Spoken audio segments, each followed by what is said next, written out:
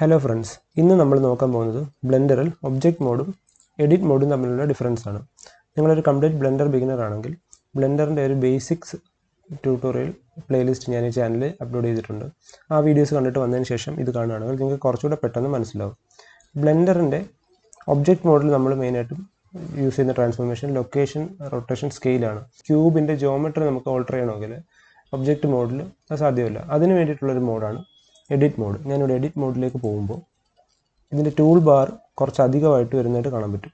Edit മോഡിലേക്ക് swap ചെയ്യാൻ വേണ്ടി ഷോർട്ട് കട്ട് എന്ന് വെച്ചാൽ ടാബ് കീ ആണ്. ഞാൻ ടാബ് കീ പ്രസ് ചെയ്യുമ്പോൾ വീണ്ടും ഒബ്ജക്റ്റ് മോഡിലേക്ക് വന്ന് വീണ്ടും എഡിറ്റ് മോഡിലേക്ക് പോകുമ്പോൾ ടൂൾ ബാർ മാറുന്നതായിട്ട് കാണാൻ പറ്റും. അപ്പം ഈ എഡിറ്റ് മോഡിൽ തന്നെ മെയിനായിട്ടും സെലക്ട് മോഡ് 3 സെലക്ട് മോഡുകളുണ്ട്. ഒന്ന് വെർട്ടെക്സ് സെലക്ട്, ഒന്ന് എഡ്ജ് സെലക്ട്, ഒന്ന് ഫേസ് സെലക്ട്. ഇത് 3D മോഡലിങ്ങിൻ്റെ 3 ഡയമെൻഷൻസിനെയാണ് കാണിക്കുന്നത്. Point, line and face. ഇതാണ് 3 ഡയമെൻഷൻസ് വരുന്നത്. അപ്പോൾ എഡ്ജ് സെലക്ട് ചെയ്തിട്ട് ഞാൻ എവിടെ സെലക്ട് ചെയ്താലും എനിക്ക് എഡ്ജുകളാണ് സെലക്ട് ചെയ്യാൻ പറ്റുന്നത്, പോയിന്റുകൾ സെലക്ട് ചെയ്യാൻ പറ്റുന്നത്. അതുപോലെ ഫേസ് സെലക്ട് ചെയ്യുമ്പോൾ ഫേസുകളാണ്, അതുപോലെ പോയിന്റ് സെലക്ട് ചെയ്യുമ്പോൾ പോയിന്റുകളാണ് വരുന്നത്. ഈ ക്യൂബ് ആക്ച്വലി കുറച്ച് പോയിന്റ്സുകളും കുറച്ച് എഡ്ജസുകളും കുറച്ച് ഫേസുകളും ചേർന്നാണ് ഈ ക്യൂബ് എന്നുള്ളൊരു ജോമെട്രി വരുന്നത്. അത് സ്വാപ്പ് ചെയ്യാൻ വേണ്ടി ഞാൻ 1 ഞെക്കിയതിന് ശേഷം 1 ആണ് ഇതിന് വെർട്ടെക്സ് മോഡിൻ്റെ ഷോർട്ട് കട്ട്. അത് സെലക്ട് ചെയ്തതിന് ശേഷം ഞാൻ ക്ലിക്ക് ചെയ്യുകയാണെങ്കിൽ പോയിന്റ്സും, 2 സെലക്ട് ചെയ്തതിന് ശേഷം ഞാൻ സെലക്ട് ചെയ്യുകയാണെങ്കിൽ എഡ്ജസും, 3 സെലക്ട് ചെയ്തതിന് ശേഷം ഞാൻ സെലക്ട് ചെയ്യുന്ന ഫേസസ് ആണ് വരുന്നത്. വെർട്ടെക്സ് മോഡ് സെലക്ട് ചെയ്തതിന് ശേഷം ഞാൻ ഈ പോയിന്റ് സെലക്ട് ചെയ്തു. അപ്പോൾ ഈ പോയിന്റിൻ്റെ കോർഡിനേറ്റ്സ് ഇവിടെ നമുക്ക് കാണാൻ പറ്റുന്നത് ലൊക്കേഷൻ. ഇതിന് നമുക്ക് ജി കീ അല്ലെങ്കിൽ ഗ്രാബ് കീ ഉപയോഗിച്ചിട്ട് നമുക്കിതിനെ മൂവ് ചെയ്യാൻ പറ്റും. അപ്പോൾ ഇതിൻ്റെ ജോമെട്രി ചേഞ്ച് ആയിട്ട് കാണാൻ പറ്റും. അതുപോലെ തന്നെ നമുക്കിത് കറക്റ്റായിട്ട് ആക്സിസിൽ മൂവ് ചെയ്യാൻ പറ്റും. നമുക്ക് പണ്ട് യൂസ് ചെയ്ത ഷോർട്ട് കട്ട്സ് എല്ലാം യൂസ് ചെയ്യാൻ പറ്റും. GY ക്ലിക്ക് ചെയ്ത് നമ്മൾ വൈയിൽ യൂസ് ചെയ്യാൻ പറ്റും. റൊട്ടേഷൻ ആക്ച്വലി പോയിന്റ് റൊട്ടേറ്റ് ചെയ്യാൻ പറ്റില്ല. ഞാൻ എഡ്ജ് സെലക്ട് ചെയ്തതിന് ശേഷം എനിക്കത് റൊട്ടേറ്റ് ചെയ്യാൻ പറ്റും. അതുപോലെ എഡ്ജ് സെലക്ട് ചെയ്തതിന് ശേഷം എനിക്കത് സ്കെയിൽ ചെയ്യാൻ പറ്റും.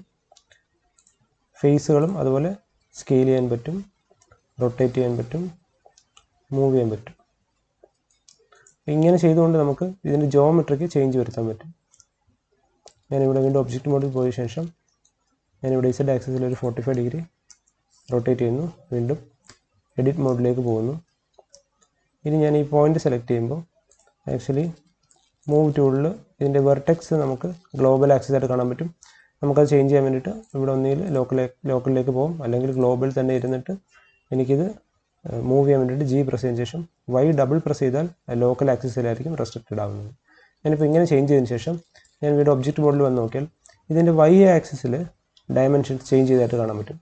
സ്കെയിൽ യൂണിഫോം ആയിട്ട് തന്നെ ഇരിക്കുന്നതായിട്ട് കാണാൻ പറ്റും.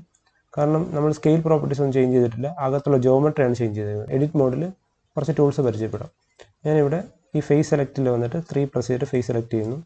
അതിനുശേഷം ഇവിടെ എക്സ്ട്രൂഡ് റീജിയൻ എന്നുള്ളത് ക്ലിക്ക് ചെയ്യുന്നു. അപ്പോൾ ഇവിടെ എക്സ്ട്രൂഡ് ചെയ്യാനുള്ളൊരു ഐക്കൺ വരുന്നു. ഞാനത് പ്ലസ് ചെയ്തിട്ട് ഡ്രാഗ് ചെയ്യുമ്പോൾ ഈ ക്യൂബ് എക്സ്ട്രൂഡഡ് ആവുന്നതായിട്ട് കാണാൻ പറ്റും. അത് നമുക്ക് സ്ട്രെച്ച് ചെയ്തെടുക്കാൻ പറ്റും. ഒരു എഡ്ജ് നമുക്ക് സ്ട്രെച്ച് ചെയ്തെടുക്കാൻ പറ്റും. അതിനാണ് എക്സ്ട്രൂഷൻ എന്ന് പറയുന്നത്. ഞാനിവിടെ S പ്രസ് ചെയ്യുമ്പോൾ സ്കെയിലിംഗ് നടക്കുന്നതായിട്ട് കാണാൻ പറ്റും. ഞാൻ സ്കെയിൽ ചെയ്ത് കറക്റ്റ് ചെയ്യണം, ഇൻട്രാക്ട് ചെയ്തിട്ട്. പിന്നെ ഞാൻ വീണ്ടും എക്സ്ട്രൂഡിന് പകരം ഷോർട്ട് കട്ട് ഉപയോഗിച്ചാൽ ചെയ്ത് എക്സ്ട്രൂഡ് ചെയ്യാൻ പറ്റും. വീണ്ടും ഞാൻ എക്സ്ട്രൂഡ് ചെയ്യുന്നു, സ്കെയിൽ ചെയ്യുന്നു, എക്സ്ട്രൂഡ് ചെയ്യുന്നു, സ്കെയിൽ ചെയ്യുന്നു, എക്സ്ട്രൂഡ് ചെയ്യുന്നു. ഇപ്പോൾ നമ്മൾ നോക്കുകയാണെങ്കിൽ ജസ്റ്റ് ഒരു ടവറിൻ്റെ മോഡൽ നമ്മൾ ജസ്റ്റായിട്ട് ക്രിയേറ്റ് ചെയ്ത് ഒരു റഫ് ക്രിയേഷനായിട്ട് കാണാൻ പറ്റും. വീഡിയോ ഇഷ്ടപ്പെട്ടാൽ ലൈക്ക് ചെയ്യുക, കമൻറ്റ് ചെയ്യുക. പുതിയ അപ്ഡേറ്റ്സിനായി ചാനൽ സബ്സ്ക്രൈബ് ചെയ്യുക. Thank you.